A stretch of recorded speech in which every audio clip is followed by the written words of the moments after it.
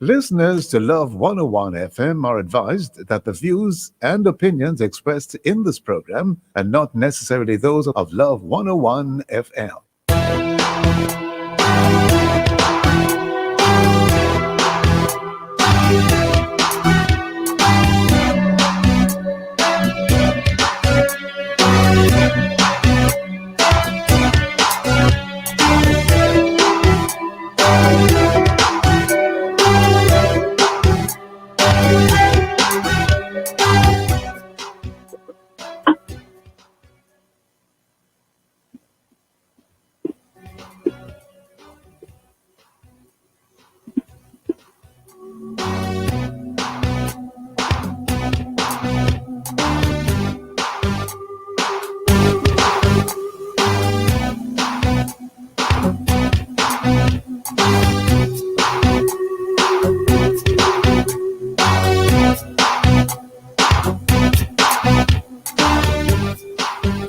Hello and welcome to the Morning Watch on Love 101 FM. I'm your host, Stokeley Marshall. A special welcome to our listeners on love101.org. And if you are overseas and on the move, U.S. listeners can access us at 712-832-8001.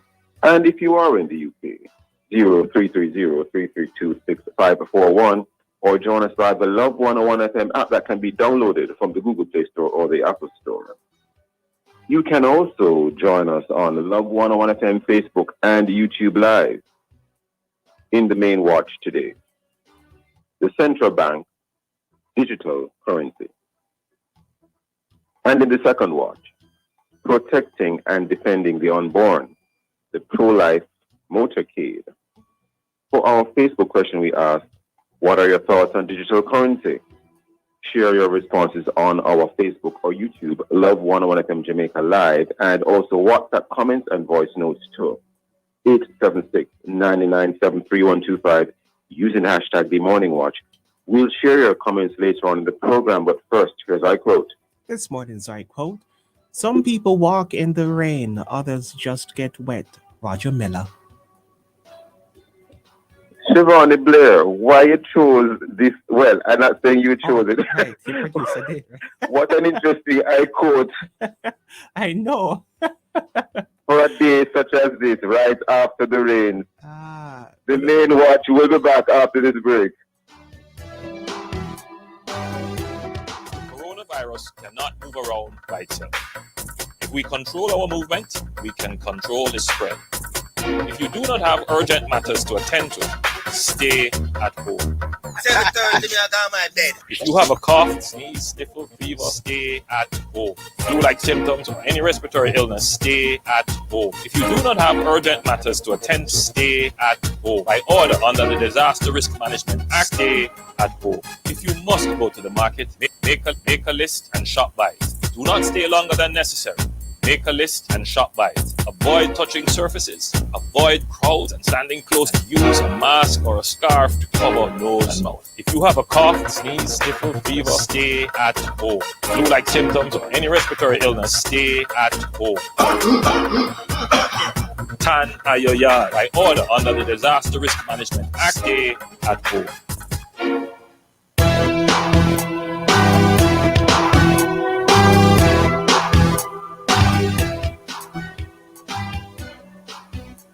Welcome back to the Morning Watch. I'm your host, Stokeley Marshall. Now, did you hear on August 9th, 2021, the Bank of Jamaica, BOJ, minted Jamaica's first batch of central bank digital currency, CBDC, a total of about $230 million Jamaican dollars.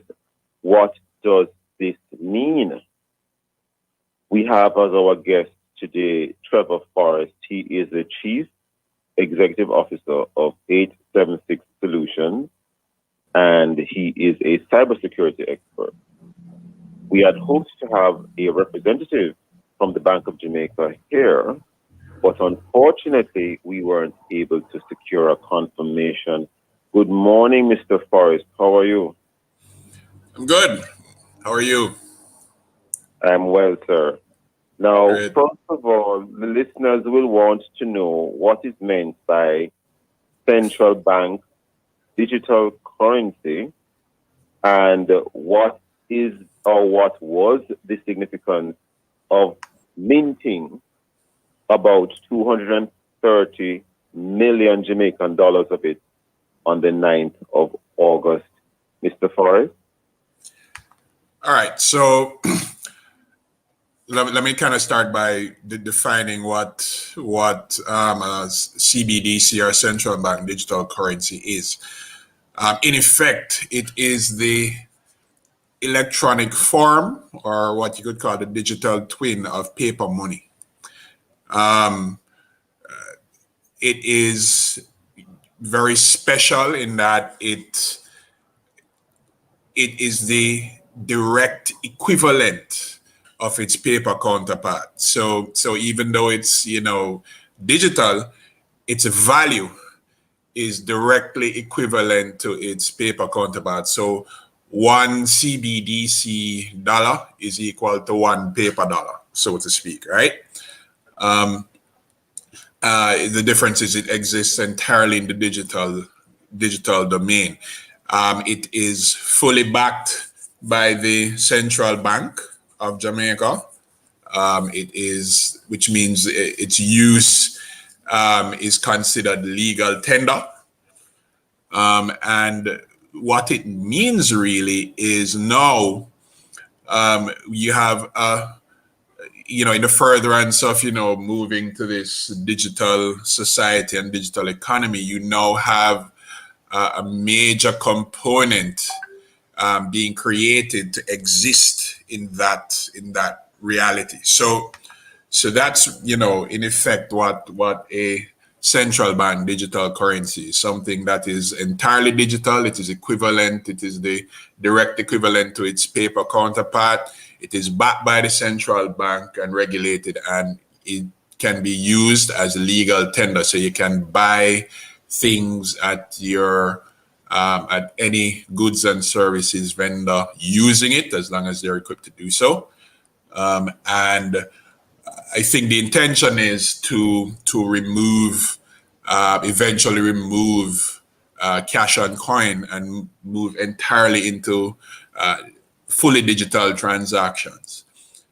The important thing about digital transactions is that they're extremely efficient, and they ought to cost less, because now you don't have the overhead of managing and moving paper and all of that, storing that in vaults and all those traditional archaic ways of doing things. Now, when we talk about the minting of Jamaica's first batch of central bank digital currency on the 9th of August, what does the minting of it mean? Right. So in order to actually have digital currency, you actually have to have a process of creating it. Now, each CBDC is very unique because, like I said, it represents the paper equivalent, but it's using an electronic record, or what you call a digital token, and each one is considered a unique digital instrument, right? And it's unique because each one has its own, let's say, number. So if you recall, when you look at paper money, there is like a little serial number on it, which makes that particular paper dollar somewhat unique. Well, the process, and when they create that paper money, they call it minting, right? You print the paper dollar. Well, in the digital realm, you do something very similar, except that the digital equivalent, the process of minting that creates a very unique instrument that has some very sophisticated security and numbers attached to it, so that every single CBDC can be tracked from point A to point B, and it is extremely difficult to counterfeit, because one of the things that we've seen over many years is the ability for people to actually print their own money and counterfeit paper money. the minting process for digital currencies makes it very, very difficult, if not impossible, to counterfeit digital currency, and the central bank will be able to track where every single one of those minted digital dollars, so to speak, goes. Yes, in fact, I'm remembering now that there is an offense known as possession of counterfeit notes. I'm paraphrasing. And Yes. I don't know of any offense in law. I'm an attorney. I don't know of any offense in law that is worded as possession of counterfeit digital, can I say notes, currency. So clearly, a lot of things will need to be updated, including quite a bit of our laws as we go forward with this Yes. type of currency. And that's currently being done, in fact, because I know that legislation is being revised to facilitate, because right now we're in a pilot phase. So it's a pilot phase of the central bank digital currency. So it only issued a finite amount, just over 230 million, and it's issuing it to select commercial banks. But there are laws that will have to be amended to facilitate this new modality of currency exchange. You seem to have a little bit of inside knowledge. Do you happen to know when is the timeline for the updating of these laws? Would you happen to know that? The timeline for the laws, I don't know the exact time frame, but I know the target is mid 2022. That should be done before then. Because it was indicated that the plan is to launch the CBDC in early 2022. So early 2022, well, I guess may still a little bit on the early side of 2022. It's before the midpoint of June.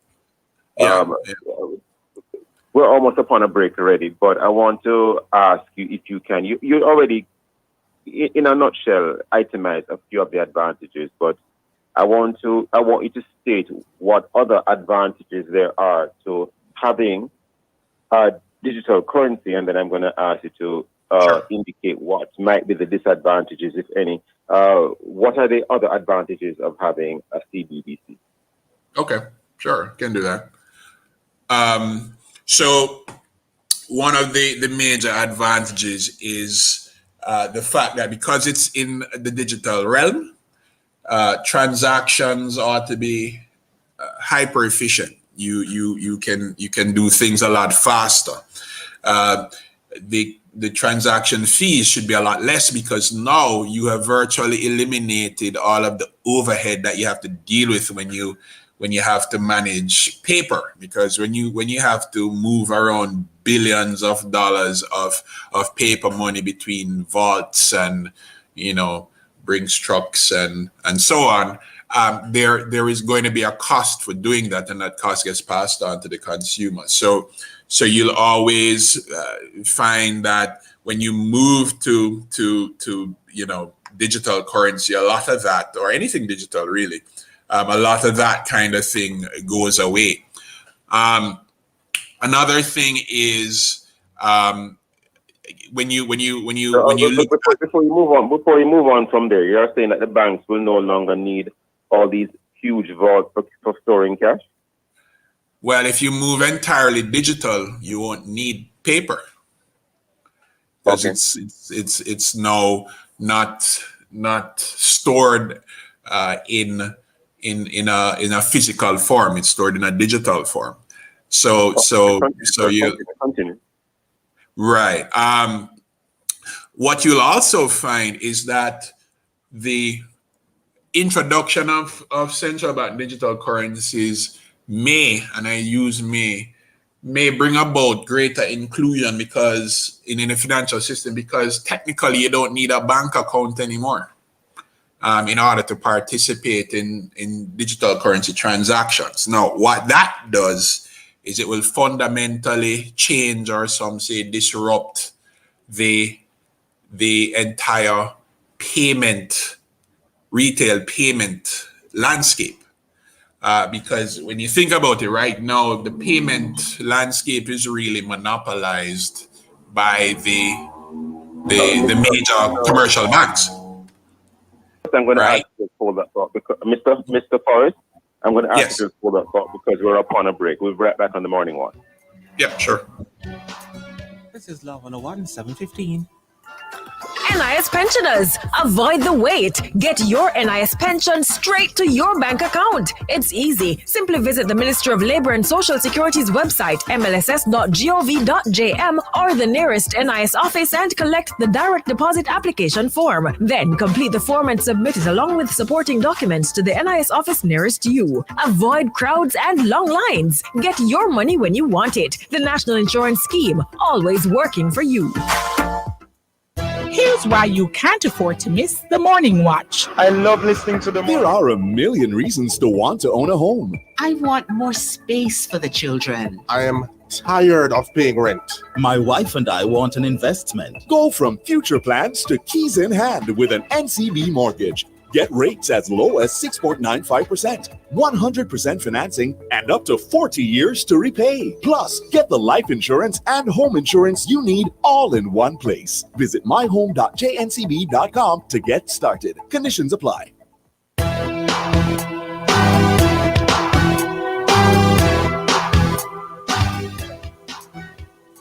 Good morning and welcome back to the Morning Watch on Love 101 FM. I'm your host, Stokeley Marshall. We are in the main watch. We are speaking to Trevor Forrest, CEO of 876 Solutions and a cybersecurity expert.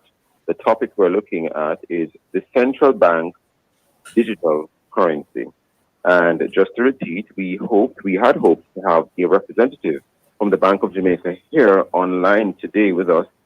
But unfortunately, we weren't able to secure a confirmation. Mr. Forrest, before the break, you had made a point about one of the advantages of digital currency, and you had even used the word monopolization or monopolized. Would you like to continue, sir?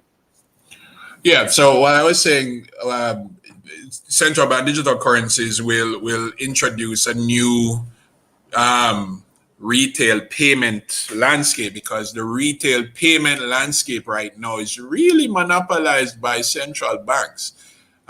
So most times, when you want to make payments of any sort, whether it be point of sale or online via e-commerce, you have to, so to speak, go through or depend on, products or solutions from commercial banks. The introduction of CBDCs will completely change that. When you say products or solutions, you mean a debit card? Well, that's one. But think about when you go to buy something at an online store, or if you're a business and you want to create an e-commerce store. When you look at what prevails in the rest of the world, when you create an e-commerce store, you can call on companies like PayPal or Stripe or Checkout to integrate your e-commerce store with the needs of your customers to buy and pay for stuff. Here in Jamaica, the only places you can go to do that are commercial banks, and a lot of times the ways in which they provide that is not the most friendly. It is only recently, and I mean very recently, since the advent of COVID, that they've really stepped up their game. And the reason for that, again, is because of that kind of monopoly that they possess. When you introduce CBDCs, you open that whole landscape up. So now you will have the ability to have a wider range of payment solutions. You'll have a lot of innovation in that space and hence competition. So the monopoly is hoped to fade away in that way, and you'd have a lot more options for consumers and businesses to offer payment services to clients and so on. And what are some of the I know that there must be other advantages. I'm assuming there are, but only because of time. Any disadvantages that you can itemize. Yeah, man. So, and I think that one of the most important things to understand is that central bank digital currencies rely on infrastructure, platforms, and networks, right? And those networks are similar to the data networks that we use to, on the internet or to make phone calls, that kind of stuff. And those networks, one must be able to handle very high volume transactions because, we're doing business 24/7 and we're doing it enough. So the volume of transactions over those networks is high. So those networks have to be robust and resilient, right? Because it is, and they have to be very reliable. Because you're functioning in the digital space, these networks have to be very secure, right? Because if they're not secure, then they won't be resilient to cyber attack. And we know that you're concerned about hacking. Well, yes. I mean, that's always going to be a concern. So they have to be very secure, not only to just hacking, but what you call denial of service type attacks, where so people don't always hack networks to steal stuff. They hack networks to remove its availability. And think about, when you have a network that is responsible for providing financial services and payment services and so on not being available, the impact that can have on your economy. So when you're moving into the digital realm, these are some of the things that you have to consider, that your networks for digital transactions of this nature are very robust, very redundant, reliable, and above all, secure. And the other thing, if I could interject a second, an enemy country could actually attack your digital currency network to, as it were, cripple your economy. Absolutely. And those that, in mentioning that is where the new wars will be waged in the digital realm, because it's the damage is amounts to the same. It's just not physical anymore, right?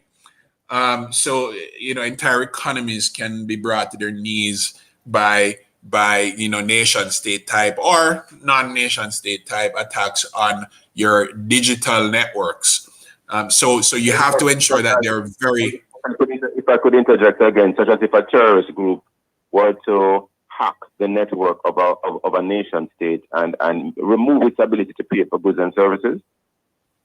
It's very possible. I mean, look, you've seen it in recent months. The Colonial Pipeline in the United States, that entire network was attacked, and the East Coast of the United States, many Southeast Coast, because Colonial is responsible for the distribution of fuel to many countries on the East Coast, many states on the East Coast, you found that people couldn't get gas. And that was as a result of that kind of activity. So, whenever you're looking at highly digital and technologically advanced platforms and systems, you must ensure security. Now, one of the tenets of central bank digital currencies in implementing it is that you must also ensure that transactions can occur when the system is offline. Because again, there are many things that can cause your system to go offline, because not only do you have, the threat actors or hackers, but GPS, when power gone, what do you do? Because digital networks require power. Yes, right? So if there is a breakdown in the electric supply island-wide, what happens to the network? Can it continue without electric power? That's what you're saying. So you must ensure that if in the worst case, if the network is affected by an island-wide power outage, which itself could be as a result of normal or digital means, that transactions can still occur. Because this is possibly, but you have to ensure that when you deploy that, when your systems or your network, your critical components go offline, people can still conduct transactions. All right. These are some of the. And if I could interject again, power went yesterday for several customers of the electric company yesterday during the passage of the storm, Grace. Mm-hmm. Yeah, but that does happen. It doesn't mean that transactions can't occur, but you must ensure that you have infrastructure and systems in place to ensure that if critical systems that are responsible for transactions go down, transactions can still occur. So it might be a situation where somebody goes to a store, attempts to pay for something, the transaction is carried through, it's held until the network comes back online, and then it is pushed through. Yes. I see, interesting. But then someone could say, well, if I had my cash, I could have bought my items regardless of whether there was power. But yes. I want to put this one to you before the program closes, because we're already running out of time. Now, there is a concern that there could be a lack of privacy when you go fully digital or even partially digital, because even now when you use a debit card or even a check leaf, someone knows what you spent your money on. But when you're using cash, you can, for argument's sake, for the most part, remain private with your purchases or what you're spending your money on. Now, if we were to go fully digital, there is a concern that the consumer, the purchaser of the item, they lose their privacy because someone knows what you are buying or spending on. It doesn't mean you're doing anything illegal, but someone else knows what you're spending on, one. And two, I have a comment here, and I'm going to read it as I see it. Quote, piloting of the New World Order, unquote. And it's posed as a question. I don't know if you can speak to the latter point as well. Any comments, Mr. Forrest? Yeah, so, and this is the way I look at it. Somebody always knows what you're spending your money on, regardless of how you feel, because you have to give it to somebody. So somebody's going to know, right? So, proponents of that argument. With a digital footprint, there is a permanent record, and it might be accessible to more than one person or a series of persons. But continue. Right. So in the digital realm, what transpires now is that the payments or what you spend, where you spend, are now accessible a lot faster, right? Because and patterns can be monitored. Now, this always brings about privacy concerns. It also brings about concerns about, because when you're doing things entirely in the paper realm, fraud,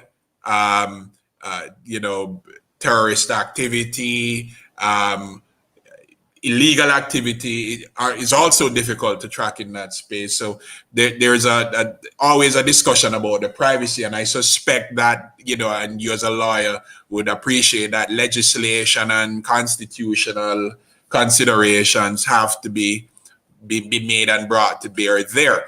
And I mean, customers or consumers always have the choice, they don't have to function in that modality. It's just that the chosen course of action may not be the most efficient. So the fact of the matter is, anytime you put or accept money, you have chosen to be part of the system, and that system has checks, balances, and tracking regardless. Now, this is just a more efficient form of that same system. Any comments about the listener who put the comment about the New World Order? It was a comment that came into me about the New World Order. Any comments on that? Yeah, when banks and paper came around, that was a New World Order as well. Okay, so you're not seeing a difference? Because before that, it was bartering. Before gold, before Bretton Woods. I mean, all of those things could be considered New World Order. So again, you do have the option of not participating in it. It just may be a little bit more difficult. we have to leave it there today. I put it to you because it was posed, and I'm told that many persons are, including some of our listeners, are deeply concerned about that. Yeah, man. No, it's a legitimate concern. Many people have that, but like I said, you always have a choice. Mr. Forrest, I want to thank you for being a guest with us in the morning watch in this first watch today. Thank you for your comments and for your very, very, very valuable contribution. Thank you so much, sir. My pleasure. Thank you. Yeah. We'll be right back on the morning watch after this break. Auto loan, helping you on your journey. Roll out and make a statement in your brand new vehicle. The time by JN will help you find a way is 7:31 in 10 seconds. This is Love 101. It's our Independence, Jamaica, and Berger wants you to celebrate with our Step Up to Savings promotion. That's right, get 10% off selected paints and get a free gift with your purchase. So whether you want to show off your national pride with colors like black, green, and gold, or you're interested in any of our thousands of colors, you'll still get 10% off and save big. Promotion ends August 31st, and remember, get a free gift with your purchase. Berger, for lasting beauty and protection. Man of God, the Purpose and Wealth Men's Conference, August 27 and 28 is for you. Get insights on God's kingdom purpose for you. Learn about business and investment opportunities. There is a mentorship program to help you. Conditions apply. Speakers include Dr. Sam Vassell, Dr. Bill Winston, Dave Hodson, and Dr. Al Miller. It's online, so register now at feltabonline.org/KMC. On Sunday, August 15, the First Vision Apostolic Church will be commencing its Youth Week under the theme, Jesus Promised Abundance. It's time to collect with host pastor Dr. Patricia Holness and speakers, Youth President Missionary Talia Hall and Assistant Youth President Brother Jason Tomlinson. And you can hear the first service at 11 a.m. and the second service at 8:30 p.m. on Love 101 FM's Facebook page and on our FM frequencies. That's the First Vision Apostolic's Youth Week Sunday services. A blessing awaits you.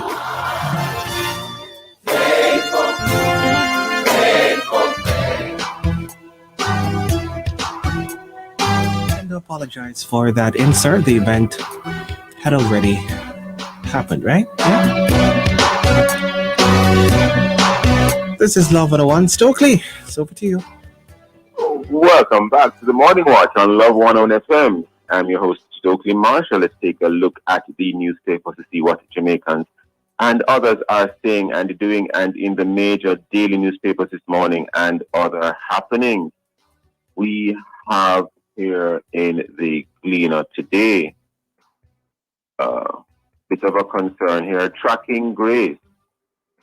JPS customers to remain without electricity tonight.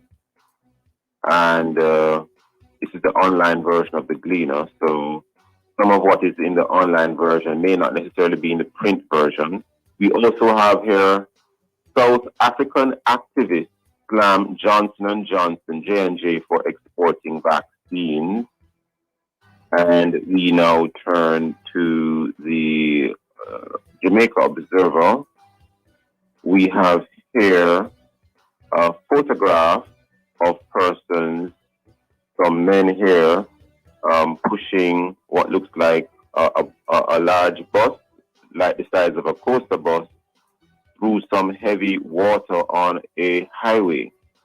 And the caption for that story is, "No Grace." Tropical storm Grace slow marched across Jamaica's north coast yesterday, dumping more than 3 inches of rain on mostly eastern and central parishes, and it continues, that story continues. And we have here as well, vendors protest Melrose Yam Park closure. And again, the online version of both major daily newspapers that I look at may not necessarily reflect what's in the print version. For the most part, they are the same, but sometimes the online version is further updated and may have something which is not yet in the print version or not at all. Well, coming up next, we'll read for you some of the feedback from our Facebook and WhatsApp question, which is, What are your thoughts on digital currency? If you haven't done so yet, leave a comment or response on our Facebook or YouTube, Love 101 FM Jamaica Live, and also WhatsApp comments and voice notes to 876-997-3125 using the hashtag The Morning Watch. We'll be right back.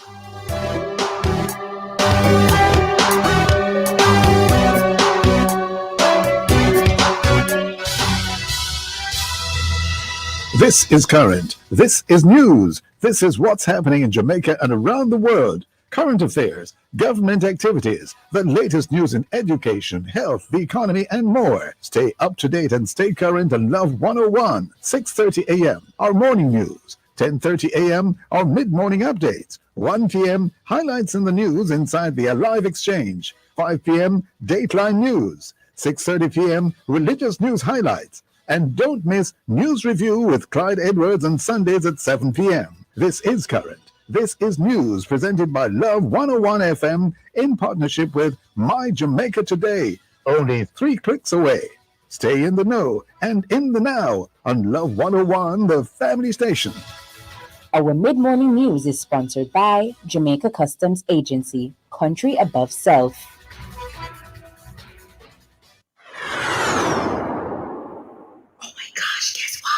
We're at the next stop of the Isle of Salvador, Saint Anne. I am a man, I am a man, I am a man, yes. Strong man, integrity man, I am a man. Yo, where you look for, brethren? You know the program we come on the radio with the two man them and they all that talk about things around in the mail and man things and all them something them. Oh. The mailbox for Love 101 that you talk about? Yeah, man, that eat me a track. What's on a Wednesday, brother? On Wednesdays, them come on at 5:30 p.m. And you know, say, me rate Kevin and Courtney still, and the program always have some top-notch guests of full of knowledge. Then no, that's why I want to listen to it, because I need to call in, because I have some things where I have to say, you don't know the thing already. You're easy now, brother. But remember, the mailbox. Every Wednesday at 5:30 p.m. on Love 101, the family station.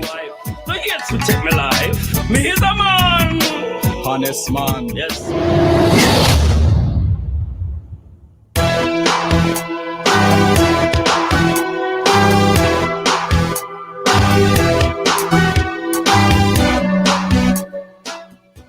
Welcome back to the Morning Watch. I'm your host, Stokeley Marshall. Let's join Shivani for a look at how our Facebook and WhatsApp friends answer today's question.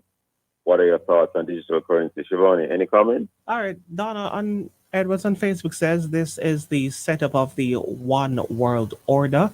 She adds, let us look up your redemption draweth nigh. All right, another comment, it's Donna same way. She says they're piloting the one world order. All right. Keep the conversation going. Another one. Maxine says, my thoughts on digital currency to me is a setup, the one world organization. All right. Those are the comments at this time. Interesting. Well, let's go to the second watch. The engine started at the Mona Heights Chapel. That was the beginning point for the Emancipendence for Life motorcade that happened on August 7th, 2021. And they traveled as far as Manor Park, Washington Boulevard, Ocean Boulevard, and back to Mona Heights, all across Kingston and Tenango. And who were they and why did they do this? We have online this morning Advocacy Officer of the Jamaica Coalition for a Healthy Society, Miss Philippa Davies. Miss Davies, good morning. How are you?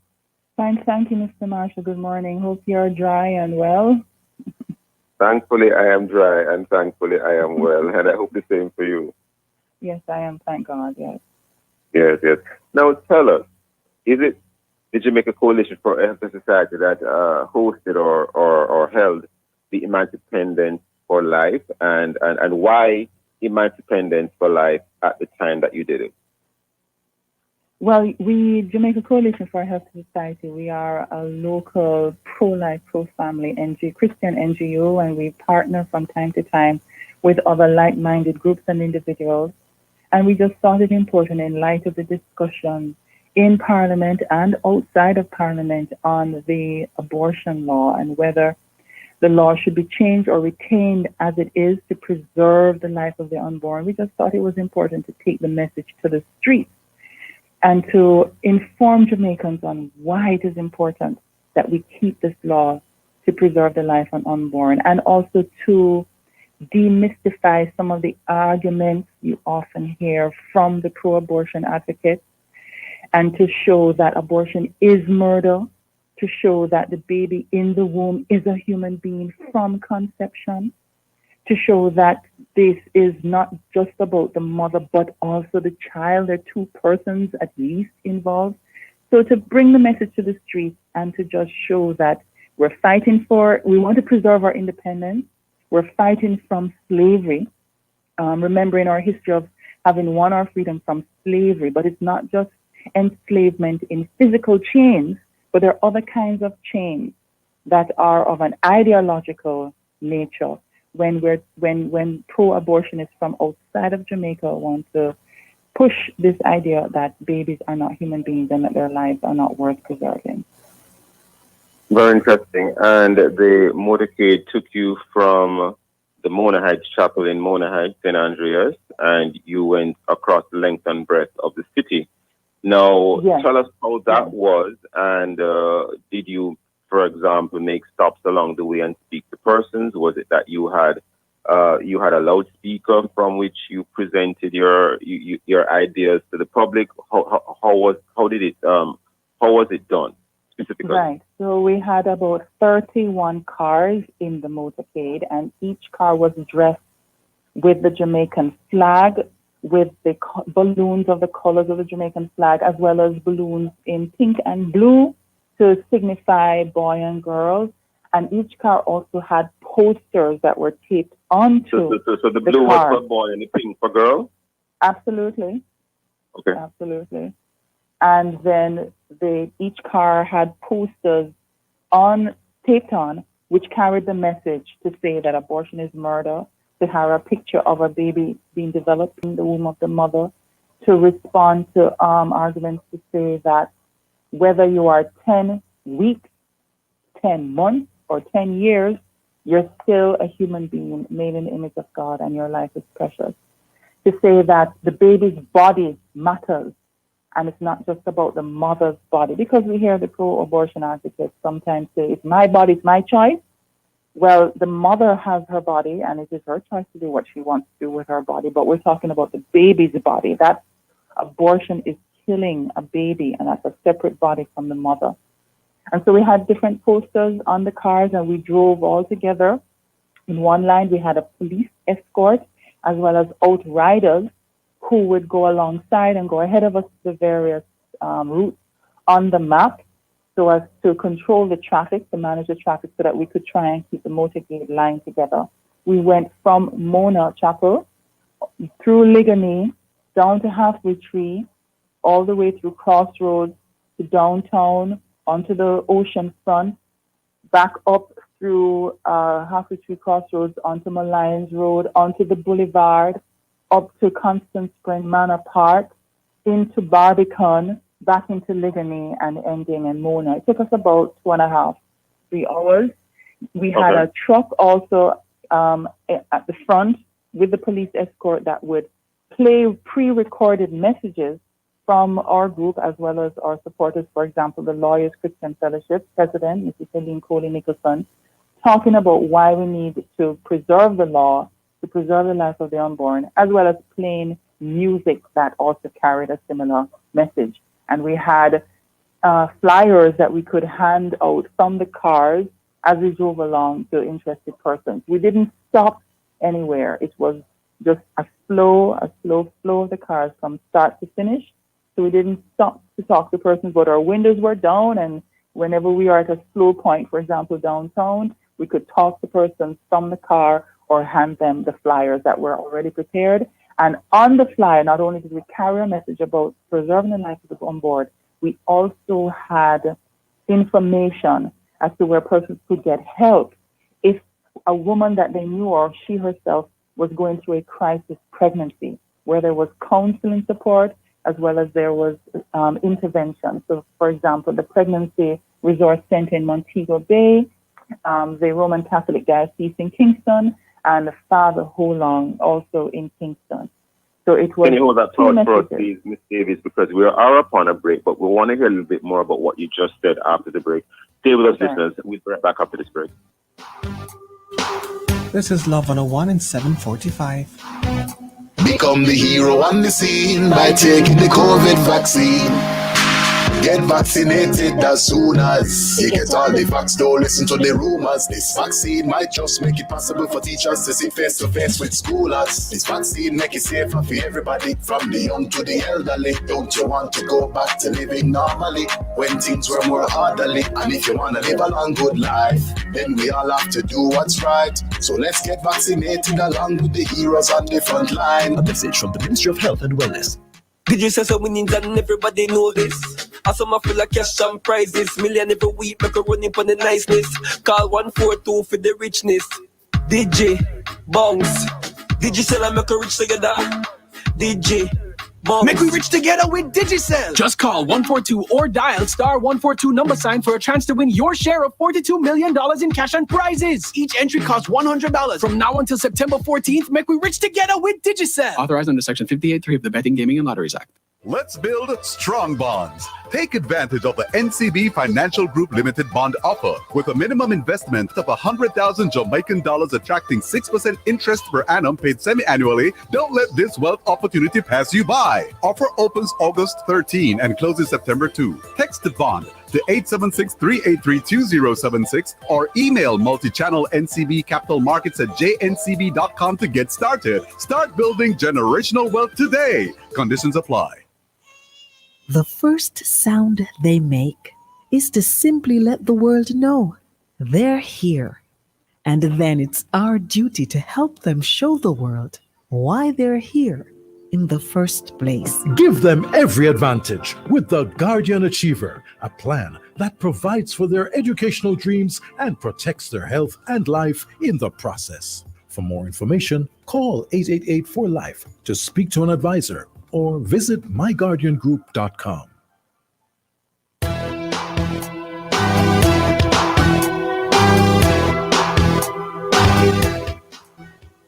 Welcome back to the Morning Watch. I'm your host, Stokeley Marshall. We are in the second watch, and we are looking at protecting and defending the unborn, the pro-life motorcade. And our guest for this segment, Advocacy Officer of the Jamaica Coalition for a Healthy Society, Ms. Philippa Davies. Now, before the break, Ms. Davies, you were indicating to us, the listeners and others, various resource places or centers where women who find that they are pregnant and they're having what I think you indicated was a crisis pregnancy, where they can go to receive assistance. Would you like to indicate to us or remind us the names of these places, and even leave a contact number or two where persons can actually make a phone call, even right now, because a woman could be listening right now and she might be having such a crisis pregnancy. Ms. Davies? Yes, and to say that this is not an exhaustive list of centers or individual organizations that would come alongside a woman in a crisis pregnancy, but this is just a few. So in Montego Bay, there's the Pregnancy Resource Center of Jamaica. Their number is 971-2004, 971-2004. Then in Kingston, there's Family Life Commission of the Roman Catholic Diocese. The number is 484-4572, 484-4572. And there's Holy Innocents, which is run by Father Holong, 948-5775. 948-5775. Thank you so much for that, Ms. Davies. Right. And but also to say that speak with their doctor and to say that they're feeling challenged or feeling, they need some support and help. Go to churches and say, I need some support and help. And either a church may itself have that kind of service to offer or would put them on to someone who has that service, but to reach out, not to stay by themselves and to think they are alone. They're not alone. You're not alone. There is help, but make that first step to ask for help. There is help. Okay. And in relation to the mood of the persons on the street as the motorcade was driving across the length and breadth of the city of Kingston, can you indicate what, if any, reactions you got from the public? Well, I definitely could see. I was driving my own car in the motorcade. I could see persons reading the messages, taking in what we're communicating, some nodding their head, some trying to capture all the other posters, because the posters, it wasn't one single poster that the cars carried. There were multiple posters with the same theme, but different ways of expressing the message of preserving life. Okay. And some other cars, they were able to engage with persons, and persons are supportive and wanted more information. Not everybody is aware of what was happening in Parliament. Not everybody is aware of this motion to legalize abortion brought by the Minister of State in the Ministry of Health. So there is room to educate the public. There is room to bring she wasn't in that post. She wasn't in that post when she brought the motion, though, but she has since been assigned to that post, yes? She has since been assigned bringing the motion, but she's still promoting and calling for abortion now as a Minister of State in the Ministry of Health, which is an obvious contradiction of worldview, of ideology, and even of responsibility. Health, abortion is not health. Why do you say Abortion is not health care. Abortion kills babies. Health care is about saving lives and preserving lives. And I find it highly contradictory if no one else sees it, for you to be in a position of a ministry whose mission statement is to save Jamaican lives and preserve lives, and then using that platform to promote death of babies. That is a obvious contradiction and conflict of worldview and of work and intention. The minister in the Ministry of Health is there to save life and preserve life, not to promote death to babies and their mothers. So a lot of persons are not aware. So there is work to be done, and there is room to promote death to babies and their mothers. Of course. Oh, you mean I see. You mean I see. You're promoting abortion to the mothers of those babies. Yes. Okay. Can you update us or enlighten us as to what is currently happening on the parliamentary stage, for want of a better term, in terms of the move to decriminalize abortion as put forward by the relevant minister, now Minister of State, but at the time in her then capacity as a parliamentarian. Right. She's still a member of Parliament, but also now holds that post of Minister of State and Minister of Health. Yes. So the Joint Select Committee of Parliament that was set, the Joint Select Committee of Parliament that was set up to debate the motion was held between 2018 and 2020, and at the end of that process, the committee issued a report in March 2020 where they sought to summarize the submissions that have been made both by pro-life advocates and pro-abortion advocates, but it was inconclusive. I guess you could say that the committee simply said that they would put forward the recommendations for a conscience vote to be taken on the issue. That was March last year. Nothing has happened since. I'm not aware of anything happening since. And certainly that is not a position that the JCHS supports, that a conscience vote should be held, not at all. There must be a vote given to the people, put to the people. These are laws that the people would live under. It cannot be that the parliamentarians, yes. You mean a referendum? Yes. It cannot be that the parliamentarians would take a vote. And persons may be aware that CAPRI, which is the Caribbean Policy Research Institute based at UA, came out with their report earlier this year promoting a secret conscience vote, that the parliamentarians should lock up in quiet and take a decision on behalf of the people that is going to impact the people without the people knowing. That is absolutely ridiculous. And thankfully, across the board, both pro-life advocates and also some known pro-abortion media personalities, they roundly condemned that recommendation from Capri as undermining democracy and just completely being unnecessary and inappropriate and a wrong step to take in Jamaica. So hopefully that will not be taken up by the parliamentarians. But where it is at right now at the level of Parliament, the report was issued and the discussion has come to an end. I don't know what Minister Juliet Cuthbert-Flynn is doing currently on the issue, but it remains a debate that's happening in the public. Minister of State. Minister, yes. Minister of State. The minister is Dr. Thompson.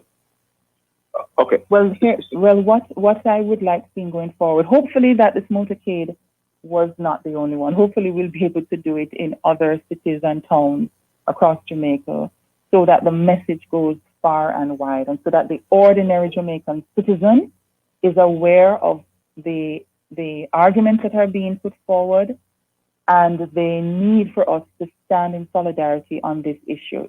If nothing else, our national anthem, a line from our national anthem calls each and every one of us calls on the Lord to strengthen each and one of us to cherish the weak. Strengthen us, to cherish the weak. And the weakest, the most vulnerable is the child in his mother's womb, in her mother's womb. And so we must be standing in solidarity on this one issue, the value of human life and preserving life from conception. To natural death. I'm not speaking on behalf of the Minister of State, Juliet Cuthbert-Flynn. However, she, in her addressing the issue of abortion, one gets the sense that she is using her voice and her platform on behalf of women who feel they really have nowhere to turn. And a lot of women who find themselves pregnant and they are not at the current time feeling as if they are ready to have a child, they may not necessarily see anywhere to turn. And as much as abortion is illegal in Jamaica, they see it as their only way out. And she did indicate that she was approached by a member of her constituency before she put that motion forward. So any comments on that? Because you do find that oftentimes there's a little bit of a hush-hush when these issues arise. It can even be a young female who is a member of a church who might be inclined to do an abortion because she doesn't want the members of her own congregation to know that she became pregnant and that she was sexually active. Any comments on that, Ms. Davies, before we wrap? Yes, it is indeed unfortunate and tragic that a girl or a woman would feel that her only choice is to kill her baby and to damage her own life. That is so unfortunate, which is why it is important that we reach the message to girls and women that you're not alone and that you do have choices.